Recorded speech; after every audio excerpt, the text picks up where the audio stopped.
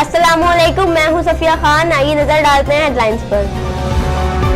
अपनों में ईद मनाने की तैयारी तो हो गई, मगर बसों और ट्रेनों में जगह कहां। लोग गाड़ियों की छतों पर बैठकर जाने पर मजबूर।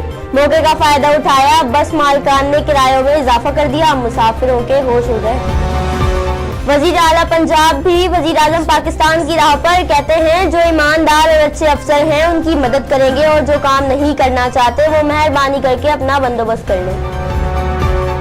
वजीर आजम ने सिद्धू को अमन का सफीर करार दे दिया। हल्फबर्दारी में शिरकत के लिए शुक्रिया अदा किया। ईद के तीसरे रोज वफाकी काबीना का इजलास भी बुला लिया। आज सऊदी अरब, अमारात समेत खलीजी ममालिक में ईद मनाई जा रही है। मस्जिद हराम, मस्जिद नबवी में नमाज ईद के इख्तितामात। अमेरिका, बरतानिया समेत यूरोपीय मुल्क में भी आज ईद उल अज़हा मनाई गई। कसाब की मनमानियां, शहरी कहते हैं कुर्बानी कैसे हो, छुरियां तो तेज करवा ली, मगर कसाईयों के नखरे आसमान से बातें करने लगे। कसाब ने अभी से बुकिंग बंद कर दी।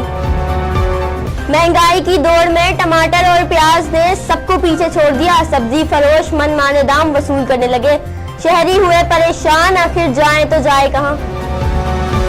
अब तक के लिए इतना ही। मजीद खबरों और अपडेट्स के लिए आप विजिट कीजिए हमारी वेबसाइट csnlive.tv। इसके अलावा आप हमें ट्विटर और फेसबुक पर भी ज्वाइन कर सकते हैं। देखते रहिए CSN।